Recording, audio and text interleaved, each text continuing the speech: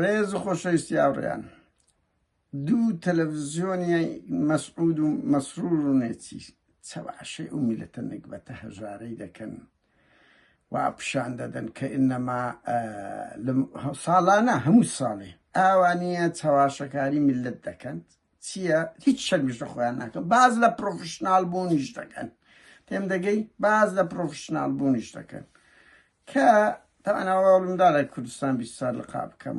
کاک ئەحمەد زاوێتی یەک دیسیۆن دەلو ناردم وتی ڕاستە خۆ ناکەم پرسیارم نۆ بنێرە وایە و یعنی بەزی دیزگم پێستاوتم لەگەرت ناکەم کاکواز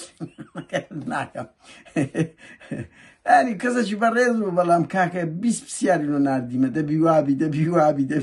وتی کاکە لەگەرت ناکەم. بەهەرحاڵ هاوڕێیان بەس شەرمە لە بۆ هەردوو بەرپرسیان هەموو ئەو ڕۆژنامە نووسانێ کە ئەو راپۆرتانە دەخینەوە. ئەنگۆ کەس بەقەد ئەنگۆ قسەی زل نییە لەسەر پرۆفشنال. من تویژدانتان مؤتەمەری میۆنخ و داڤۆس بە فەرمی خەڵک داوەت دەکرێت بە تایبەتی لە سنفیۆکی مەسعود و مەسرور و نێچیری یا ئەوتە مشارەکەکردنەکەی مشارەکەیەکە لە ڕێی بزنسی بەشەکی سەرچیەکە ئەوانە لەو ڕێگایەوە دەبن. ئاخر هەموو نوێنەرایەتەکانی حکوومەتی هەرێم لە ئەوروپای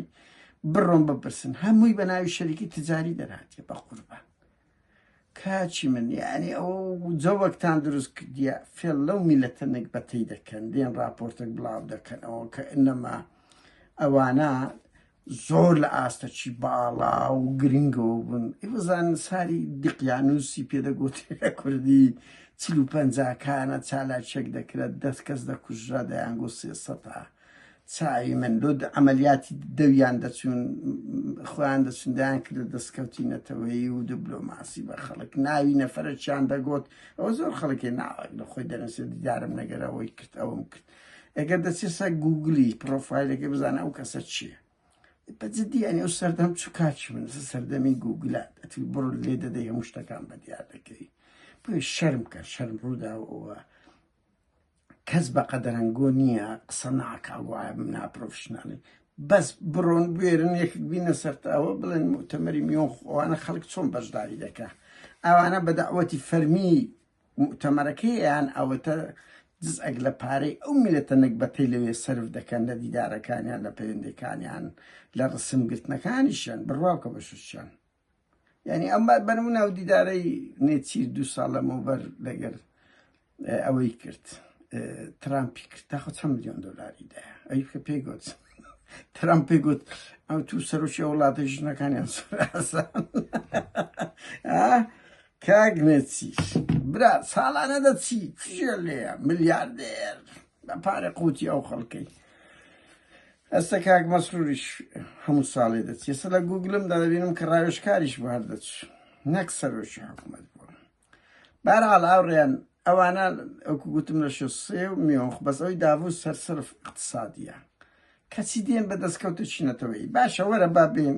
ئەو 10 ساڵ زیاترە نازانم 2011 بیرم دێت یان دەیە بەشداری دەکەن هەموو ساڵێ بەس وەرە یەک دەستکەوتینەتەوەی ما پێ بڵێ لە علاقاتی دیبلۆماسی بزانە ئەوتە دەبیری کاچی من خۆ لەو 12 ساڵی چەند پاشەکشەی علاقاتی دەولیتان پەیوەندی نێودەوڵەتیتان کردیە. کورەبا بە حکوومەتی هەرێمە لە چێ لە نەوەتەکان ئەو هەموو دەوڵەتە زلهێزە لە ئاستی باڵای استقبالیان دەکرد و هاوسۆز بوون. لە ڕیفراندۆم دیتان 4-5 سیناتۆرتان بە پارەگرت بوو لە دەرێتان دانابوون لە دەرەی ئەوەی پژیریان کرد. بەس ئەو 4-5 سیناتۆرەمان دیت ئەرێ لە سەدان پەرلەمانتار و حزب و ئەواری یەک کەستان دیت خۆ لە گەورەترین پرۆسە بە کەڵکتان بێ نەبوو نییە. ها ئێستا کە 2 ساڵە بەس بەریتانی استقبالی مەسرور بارزانانی دەکرد لەسەر ئەو عەقڵە میلیتاری و ئەمنی لە بەرامبەر زیندانیانی بادینان و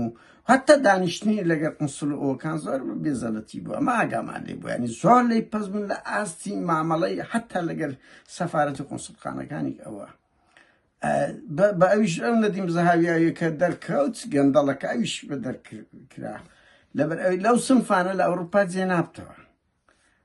لە ڕووی ئەوە اقتصادی وەرە بزانم ئەم مؤتەمەرانە اقتصادی ئاو کارەبا معاش تێم دەگەمە شاری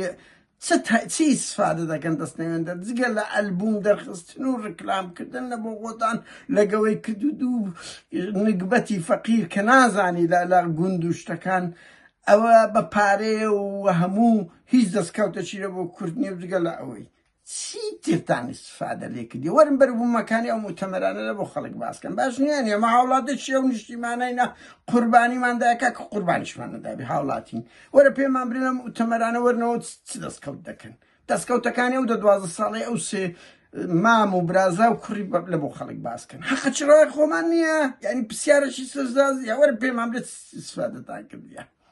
کاچی خۆم وازبینی لەو گاڵتەکردنە بە میلەتەی هەموو شتێکتان کردە بنەماڵەیی و حزبی بنەماڵەیی و حزبی یەکەم بنەماڵەی دوێ حزبی باشە لۆ حزب ئەگەر مەسەلە نیشتیمانی لۆ حزبشکە نابن لۆ بەرپرسەشکە نابن وەنیە خۆ حکوومەت هەر حکوومەتینگۆ نییە وەنیە باشە لۆ جارێک با کاک مەسرور نەسیبانەی چیز نەچی بەنمونە قوبات ملپان بچی پاڤێل بچی وەنیە کوڕەکانی نێو شیروانی بچن کاکەم گۆ ژۆ ناچن دەوڵەمەندنەوە لە کوڕەکانی نێو شیروانی لۆ ناچن بەجددیمە پارەیە پارە دەدەن پارەیە میلەتەتانە خابرە عەرەقەتان پێکردبی لە لەندەن براکەم هەمووتان کەستان عەرەقەتان بەو پارانە نەکردی لە بەردەستاندایە هەر چار برە ماڵە بەجددی بێن یعنی ئەو چ گاڵتەکردنەکە بۆ میلەتە نەکبەتەی دەکەن کە ئەوەبی هەتا ڕێوەرە سیرکە ئێستا ئەو دەستگای بارزانێ دنیا لەمە تێگەن تخواکەی هەر پارەی میلەتە خەر دەبتەوە مەسرور بارزانی سەرۆکی ئەو دەستگای بردێ ینی بەرپرسیە من ئەوڕۆ تەلەفۆن لێکەچان کرد خۆ بالۆتان زۆر کۆمیدیە کاک فەرات زۆر کۆمیدی خۆش بوو وەڵڵی ئاخر ئەگەر دیتمەوە ئەوتە ڕاوەستە تۆ لە ڕاگەیان دەستگای خوازی بارزانی وەنیە کاک فەرات کاک فەرات وەڵانە بسیارمان هەیە بە هیوام توانی گفتوگویەکی هێمنانە بکەین جەنابێت من ناوم قادر نادرە کاک فەرات کاک فەرات شۆت لێدە تەمشای شۆت لێدە تاو ئەلۆ کاک فەرهات ڕۆی بردی لافا بردی کاک فەرات ئەوە مەسوولی ڕاگەیاندنانە چاوە گەمەتە تومان گرت